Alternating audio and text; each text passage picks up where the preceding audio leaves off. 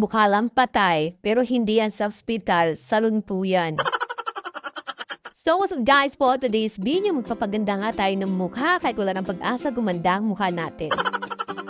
Kung yun na guys, nagsuot na ako ng pangbatab, hindi po ako maliligo, magpa-facial with carbon tayo for today's video mga beb. Wow! So ngayon alam nyo na kung bakit wala akong pimples kahit nagapuwet ako for today's video mga beb at maputi at makinis ang mukha ko dahil alagang facial yan. Dagi ko nga pinapagawa ang Carbon Laser Special dahil kasama na dito ang pagtanggal ng dead skin, blackhead, and whiteheads at may kasama na siyang collagen. At maya-maya nilagyan na ako ng itim at pinasuot ako ng para for today's video mga beb. Gusto nyo ba marinig ko anong tunog? Don't worry, hindi po siya masakit, para lang siyang kagat ng langgam. Tiis ganda nga, diba?